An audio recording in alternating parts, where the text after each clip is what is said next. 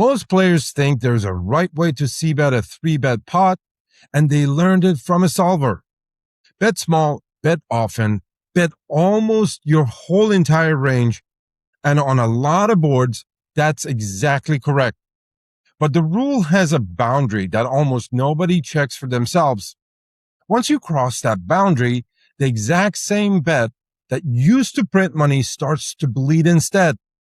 If you ever felt like your small c-bets just stopped working against certain kind of player, or you watched someone range bet you into oblivion and had no idea why you couldn't fight back, this is why. By the end of this video, you'll stop thinking about c-betting as a flop decision and start seeing it as a multi-street strategy. Let's start with why range bets exist in the first place. When you 3-bet pre-flop, you're repping a tighter, stronger range. Villain, the one who just called that 3-bet, is defending a wider one. So on a lot of flops, you simply have more strong hands than he does. More overpairs, more big aces, more premium broadways. A solver looks at that imbalance and says, since I'm ahead almost everywhere in this matchup, I can bet small with basically my whole entire range. Because I don't need much fold equity, I'm rarely walking into a bad spot. Imagine this hand. You open, get 3-bet, and call. The flop comes ace, 7, deuce, rainbow. Villain fires a small continuation bet for 25% of the pot. Now, don't focus on your exact hand for a second. Think about your entire range. Who actually has more strong hands here? The 3-better does. He has more pocket aces, more kings, more queens, more ace kings, more ace queens, and more of the premium hands that connect naturally with this flop. As the caller, your range contains far more medium strength hands that simply aren't excited about facing pressure. Now imagine you look down at 9-8 offsuit. Easy fold. Why? Because it's one small part of a range that's already at a disadvantage. That's why the small range bet works. It isn't trying to make every hand fold. It's only trying to apply pressure to a range that's forced to give up often enough to make that small bet immediately profitable. Now, here's a question worth pondering. If the range bet only works because of who the board favors, what happens the moment the board stops favoring the 3-better? Try the same exact hand again, but change just one thing. Instead of the flop being ace, 7, deuce, the flop comes 8, 7, 6. Villain's still 3-bet flop, and he's still going to fire that same automatic 25% c-bet, because that's just what he does on every flop. But now, look at what you're actually holding as the caller in this spot. Hands like 9-8, hands like 7-6, sets, 2 pairs, open-enders, and combo draws.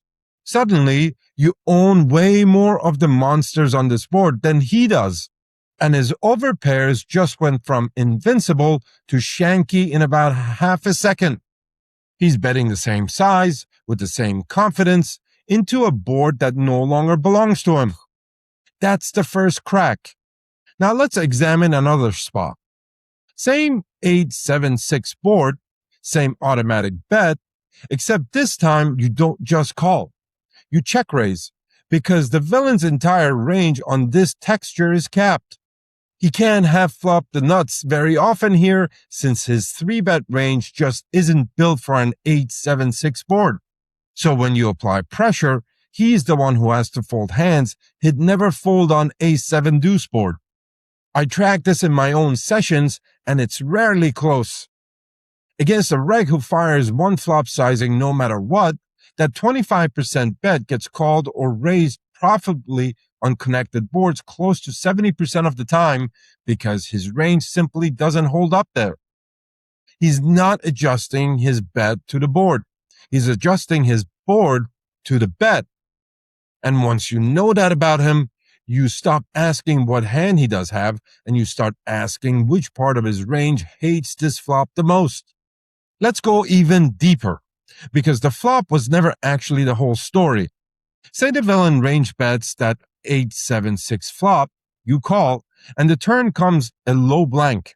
He checks. That check tells you something huge, because his flop bet was built to go one street and not two. Half his range wanted to fire once and get out. So when he checks the turn, you're not looking at a mystery anymore. You're looking at a compressed range. Almost none of his real monsters check here, because monsters keep betting, and what's left is a medium strength hand that hates any kind of pressure at all. I ran this adjustment against a friend of mine a few months back. He kept complaining that regs at his card room were range betting him to death in 3-bet pots. We didn't change a single flop decision. We just built in one rule. Stop fighting the flop bet and start attacking the turn check. 3 months later, he told me those exact hands had become some of his most profitable spots in the game, because he wasn't calling flops hoping to hit anymore. He was calling flops specifically to punish the turns. The flop bet was never the mistake. It was the investment. And the turn is where the return on that investment gets collected or lost. Most players think the question is, should I defend this flop? That's the wrong question.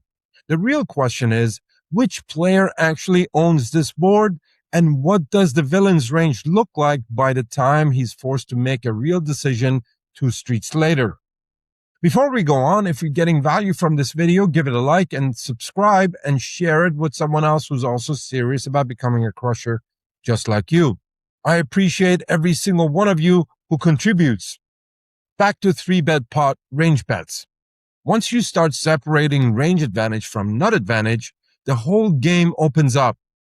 On a board like ace-7 deuce, villain has range advantage, meaning more strong hands overall, and that's why the small bet works.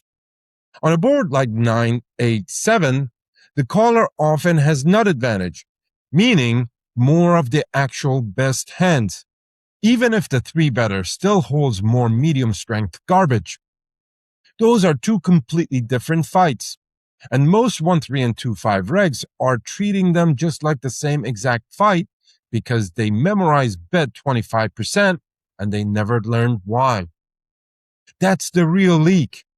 It isn't just the sizing or the frequency. It's the fact that they're copying a strategy built for one kind of board and firing it on every kind of board. And once you know that, you don't need to guess what he's holding. You just need to know which street he's more uncomfortable on and lean into that street as hard as you can. I see this exact leak play over and over again when I sit down with players that I do one-on-one coaching with. And I've watched what happens once someone actually starts catching their errors and correcting them in the game. If you want that same kind of eyes on your own game, I offer a free leak finder coaching session where we sit down together and find exactly where you're bleeding chips in spots just like this one. Just click the WhatsApp link in the description below to book it, or scan the QR code on the screen to grab your free session while spots remain. So the next time you're sitting in a 3-bet pot and the villain fires that automatic small bet, don't ask yourself if you have a good enough hand to continue. Ask yourself who this specific board actually belongs to. And if the answer is you, don't just plan on giving up. Plan 2 streets ahead, because that's exactly where your villain's thinking stops. If you want to keep improving and keep leveling up your game, watch this next video. Keep crushing out there and reach out anytime through WhatsApp if you want to talk through a hand of your own. As always, I'm your friend Vinton. GG.